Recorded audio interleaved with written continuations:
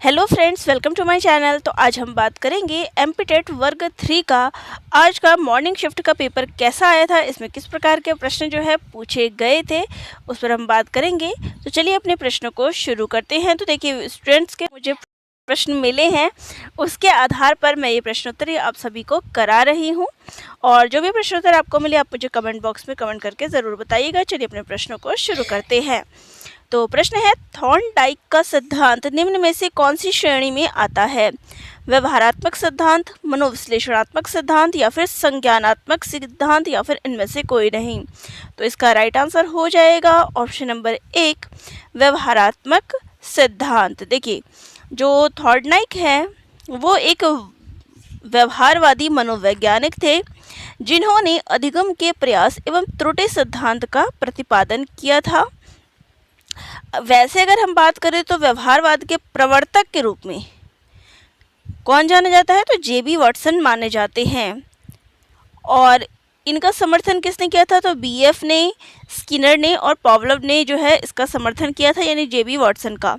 और थॉर्नडाइक के बारे में यहाँ प्रश्न है, तो आप याद रखिएगा क्या है ये? व्यवहारवादी मनोवैज्ञानिक। चलिए नेक्स्ट क्वेश्चन है, शुद्ध शब्द है उज्ज्वल। तो उज्ज्वल का कौन सा रूप जो है यहाँ पे शुद्ध है? तो राइट आंसर है ऑप्शन नंबर 1, जहाँ पे दोनों ज क्या होते हैं? आधे होते हैं, बाकी सारे अशुद्ध है। चलिए अपने नेक्स्ट क्वेश्चन पे आते हैं। हमारा नेक्स्ट क्वेश्चन है, नदी का पर्यायवाची शब्द है। तो नदी का पर्यायवाची क्या होगा? भवानी, गिरी, सुर या फिर सरिता। तो राइट आंसर है यहाँ पे नदी का जो पर्यायवाची होगा वो होगा सरिता। ऑप्शन नंबर डी जो है यहाँ पे राइट होगा। बाकी अगर अन्य पर्यायवाची की बात करें तो नदी के अन्य पर्यायवाची हो जाते हैं तरंगिनी, निर्धारिणी, शैलजा आदि। चलिए नेक्स्ट क्वेश्चन है, श्रव्य प्रसारण माध्यम के अंतर्गत रखा जा सकता है समाचार पत्र, रेडियो, विविध पत्र पत्रिकाएं या फिर पोस्टर। तो राइट आंसर है यहाँ पे ऑप्शन नंबर बी, रेडियो। ठीक है, तो श्रव्य यानी कि सुन सकते हैं पत्रिकाओं। देखिए समाचार पत्र आप पढ़ सकते हैं, पत्रिकाएं आप पढ़ सकते हैं, पोस्टर्स आप पढ़ सकते हैं, लेकिन जो श्रव्य यानी सुनने की बात है वहाँ पे क्या आ जाएगा? रेडियो आ जाएगा। ठीक है, और शेष माध्यम जो है वो किसके अंतर्गत आता है? तो शेष जो है वो प्रिंट माध्यम के अंतर्गत आता है। चलिए अपने नेक्स्ट क्वेश्चन पे आते हैं। तो नेक्स्ट क्वेश्चन है, मनुष्य के वह ग्रंथि जो पिट्यूटरी ग्रंथि को नियंत्रित करती है तथा शरीर के सामान्य व सादृश्य वृद्धि को भी नियंत्रित करती है, यौन ग्रंथि, मूत्र ग्रंथि, थायराइड ग्रंथि या फिर इनमें से कोई नहीं। तो राइट आंसर यहाँ पे क्या है?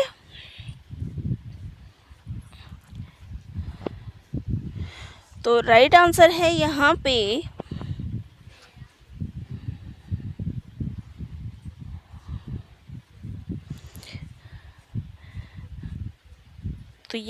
देखिए, तो यहाँ पर इसका राइट आंसर हो जाएगा ऑप्शन नंबर डी, इनमें से कोई नहीं।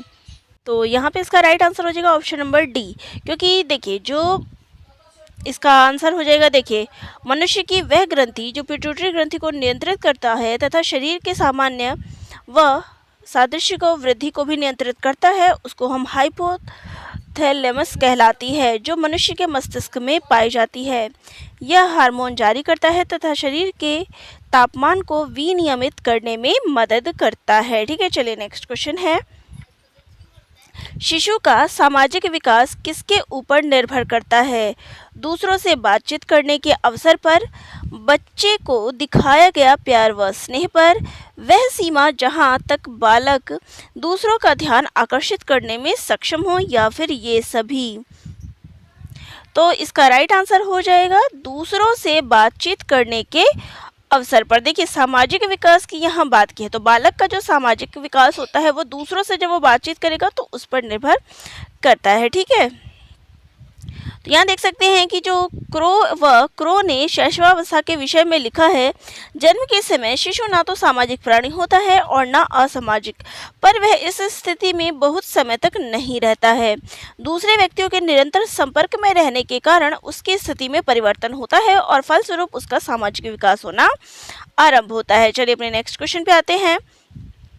गागर में सागर भरना मुहावरे का अर्थ है। तुच्छ समझना, जोश आना, दुर्लभ वस्तु या फिर थोड़े में बहुत कुछ कहना। तो राइट आंसर है ऑप्शन नंबर डी, थोड़े में बहुत कुछ कहना। चलिए नेक्स्ट है, कंगाली में आटा गीला होना मुहावरे का अर्थ है। छल कपट से काम निकालना, पुराने स्थिति में बने रहना, कष्ट पर कष्ट आना या फिर जबरदस्ती गले पड़ना। तो राइट आंसर हो जाएगा कष्ट पर कष्ट आना। नेक्स्ट है, देशभक्ति के लिए देश के लिए भक्ति में समास है। तो यहाँ पर कौन सा समास होगा? बहुब्रीहि, अव्ययी भाव, द्वंद्व या फिर तत्पुरुष। तो देखिए, देश के लिए, तो के लिए आ गया तो क्या आ गया? यहाँ पे कारक आ गया, और जहाँ पे भी कारक आता है वहाँ पे क्या होता है? तत्पुरुष समास होता है। चलिए नेक्स्ट क्वेश्चन है, बुद्धि के एकल कारक का सिद्धांत किसने दिया था? थॉर्नडाइक ने, अल्फ्रेड बिने ने, पेवलोव ने या फिर फ्रीमैन ने। तो राइट आंसर है इसका ऑप्शन नंबर बी, अल्फ्रेड बिने ने। नेक्स्ट क्वेश्चन है, व्यक्ति में वे भिन्नताएं जिसमें वह कद, वजन, त्वचा का रंग, आंखों व बालों का रंग, पैर आदि से दूसरों से अलग होते हैं। भावनात्मक भेद, मानसिक भेद, शारीरिक भेद या फिर इनमें से कोई नहीं। तो देखिए, ये जो है कद, वजन, त्वचा का रंग, ये सारे किसके अंतर्गत आएंगे? शारीरिक भेद के अंतर्गत आएंगे। नेक्स्ट है, किसने कहा कि सृजनात्मकता मनुष्य के मस्तिष्क की वह शक्ति है जिसमें वह संबंधों के रूपांतरण द्वारा नई सामग्री का सृजन करता है जिससे नए सह संबंध उत्पन्न होते हैं। ये किसने कहा? स्पीयरमैन ने, स्किनर ने, बार्टलेट ने या फिर लेविन ने। तो राइट आंसर हो जाएगा, ये कथन जो है स्किनर के द्वारा कहा गया है। चलिए नेक्स्ट क्वेश्चन लेते हैं, आईपीसी का अर्थ है। तो आईपीसी का अर्थ क्या होता है? Indian postal code, Indian public code, Indian panel code या फिर इनमें से कोई नहीं। तो राइट आंसर है इंडियन पैनल कोड। यहाँ पे सी ऑप्शन जो है हमारा राइट हो जाएगा। तो यहाँ हम देख सकते हैं कि ये आईपीसी का अर्थ है इंडियन पैनल कोड, यानी कि भारतीय दंड संहिता। यह भारत के अंदर भारत के किसी भी नागरिक द्वारा किए गए कुछ अपराधों की परिभाषा व दंड का प्रावधान करती है। भारतीय दंड संहिता ब्रिटिश काल में सन 1862 में लागू की गई थी। तो इसकी शुरुआत भी आप देख सकते हैं, ताकि इस पे प्रश्न है तो आप इसका भी आंसर दे सकते हैं। चलिए नेक्स्ट है, अब्राहम मैस्लो कौन थे? प्रयोजनवादी, व्यवहारवादी, मानवतावादी या फिर यथार्थवादी। तो अब्राहम मैस्लो जो थे वो मानवतावादी थे।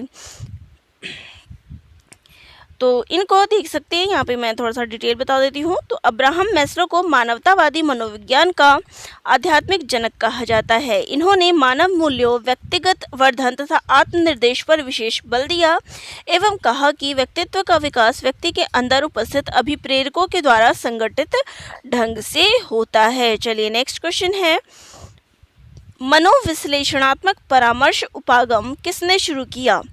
एडलर, जुंग, फ्राइड या फिर इनमें से कोई नहीं। तो राइट आंसर है इसका ऑप्शन नंबर सी, फ्राइड के द्वारा जो है इसकी शुरुआत की गई है मनोविश्लेषणात्मक परामर्श उपागम। ठीक है,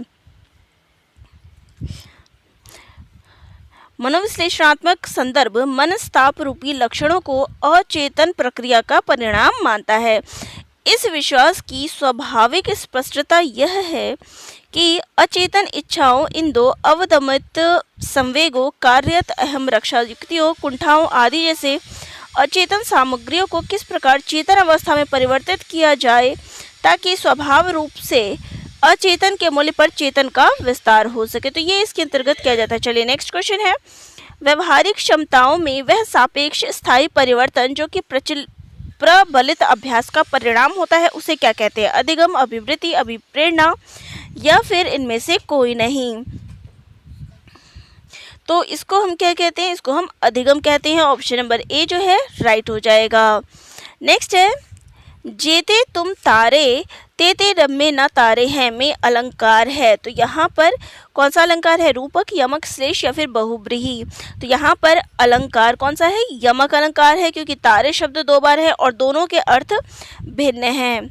देख सकते हैं, जो पहला तारा है उसका अर्थ होता है बाधा से मुक्त होना, जबकि दूसरा जो तारा होता है वो आसमान में जो तारा होता है उसका। और जहाँ पर एक शब्द शब्द जो है एक से अधिक बार आए परंतु उसके अर्थ भिन्न हो तो वहाँ पे यमक अलंकार होता है। चलिए नेक्स्ट है, ग्रीन हाउस प्रभाव के मुख्य कारण कौन सी गैस है?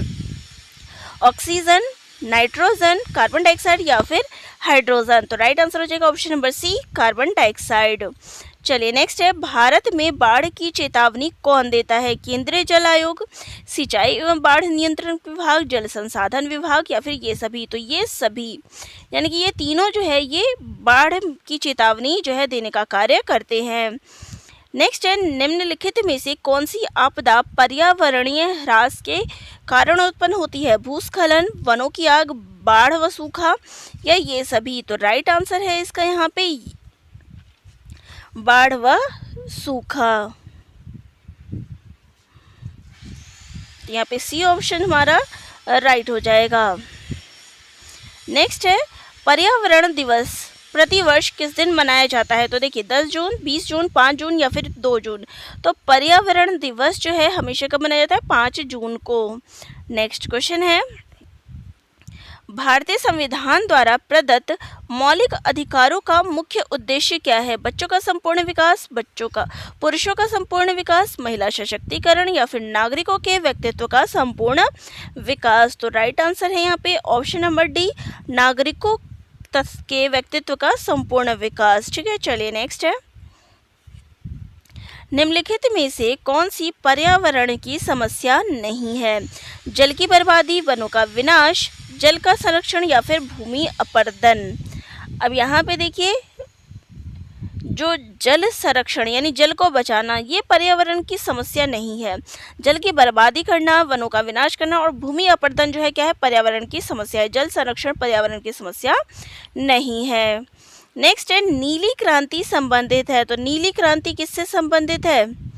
दुग्ध उत्पादन से, मत्स्य उत्पादन से, फूल उत्पादन से या फिर फल उत्पादन से? तो नीली क्रांति, नीले से याद रखिएगा मत्स्य यानी मछली, मछली कहाँ रहती है? पानी में, और पानी का रंग जो है क्या है? नीला, तो इसे याद रखिएगा मत्स्य उत्पादन से। ठीक है, नेक्स्ट है, विश्व का सबसे ऊंचा पठार कौन सा है? दक्कन का पठार, मालवा का पठार, छोटा नागपुर या फिर तिब्बत का पठार? तो राइट आंसर हो जाएगा यहाँ पे ऑप्शन नंबर डी, तिब्बत का पठार। चलिए नेक्स्ट क्वेश्चन है, इनमें से किस राज्य में काली मिट्टी पाई जाती है? तो देखिए कहाँ पाई जाती है? जम्मू और कश्मीर, राजस्थान, गुजरात या फिर झारखंड? तो राइट आंसर है ऑप्शन नंबर सी, गुजरात में। इसके अलावा देखिए कहाँ कहाँ पाई जाती है, मैं आपको यहाँ पर डिटेल दिखा देती हूँ। तो देखिए काली मिट्टी मुख्यतः महाराष्ट्र, गुजरात, कर्नाटक और मध्य प्रदेश में पाई जाती है और यह मिट्टी कपास की खेती के लिए सर्वोत्तम होती है, इसलिए इस मिट्टी को काली कपास मिट्टी के नाम से भी जाना जाता है। तो ये थी हमारे प्रश्नोत्तरी जो मुझे प्राप्त हुए हैं आज के पेपर में जो प्रश्न पूछे गए थे। तो वीडियो अच्छी लगी हो और भी क्वेश्चनों से के लिए जुड़ना चाहते हैं तो मेरे चैनल को सब्सक्राइब ज़रूर कर लीजिएगा। जितने भी पेपर परीक्षा में पूछे जाएंगे एमपीटेट में सभी का डिस्कशन मैं यहाँ पर करूँगी।